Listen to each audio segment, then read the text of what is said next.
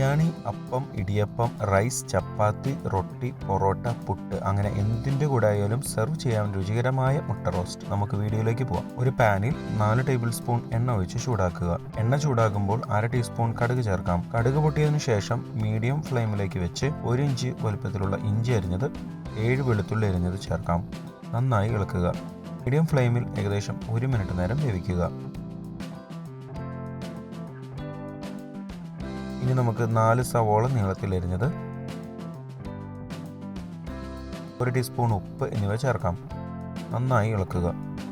ഇത് 7 മിനിറ്റ് നേരം മീഡിയം ഫ്ലെയിമിൽ ചെറുതായി ഗോൾഡൻ ബ്രൗൺ കളറാവുന്നവരെ വഴറ്റുക. സവോള ഗോൾഡൻ ബ്രൗൺ കളറാവുമ്പോൾ ഫ്ലെയിം കുറച്ച് വെച്ച് കറിവേപ്പില,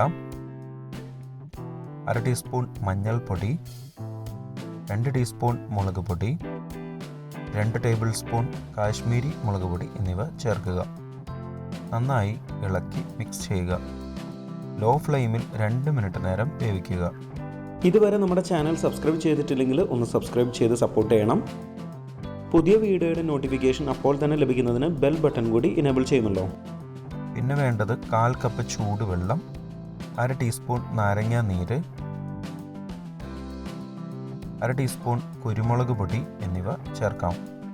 നന്നായി ഇളക്കുക. മീഡിയം ഫ്ലെയിമിൽ 3 മിനിറ്റ് നേരം വേവിക്കുക.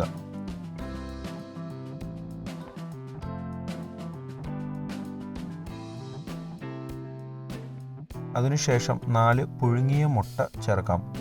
കത്തി കൊണ്ട് മുട്ട ഒന്ന് വരഞ്ഞിടുകയാണെങ്കിൽ മസാലകൾ നന്നായി പിടിക്കാൻ സഹായിക്കുന്നതാണ്.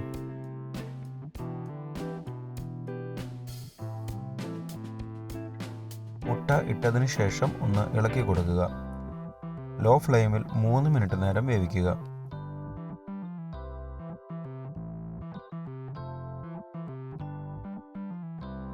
മൂന്ന് മിനിറ്റിന് ശേഷം ഫ്ലെയിം ഓഫ് ചെയ്യാം. രുചികരമായ മുട്ട റോസ്റ്റ് റെസിപ്പി തയ്യാർ. അപ്പം, ഇടിയപ്പം, റൈസ്, ചപ്പാത്തി, ബിരിയാണി എന്നിവയ്ക്കൊപ്പം സെർവ് ചെയ്യാൻ പറ്റിയ നല്ല ടേസ്റ്റി ആയിട്ടുള്ള മുട്ട റോസ്റ്റ് റെസിപ്പിയാണ് കേട്ടോ. സ്കിപ്പ് ചെയ്യുന്നതിന് മുമ്പ് ചാനൽ ആദ്യമായി കാണുന്നവരാണെങ്കിൽ ഒന്ന് സബ്സ്ക്രൈബ് ചെയ്യാൻ മറക്കരുത്. ഇവിടെ ക്ലിക്ക് ചെയ്താൽ ചാനലിലെ ഏറ്റവും പുതിയ വീഡിയോ കാണാൻ സാധിക്കും. നോൺ വെജിറ്റേറിയൻ റെസിപ്പീസിന് വേണ്ടി ഇവിടെ മുകളിലും, വെജ് റെസിപ്പീസിനായി താഴെയും ക്ലിക്ക് ചെയ്യുക.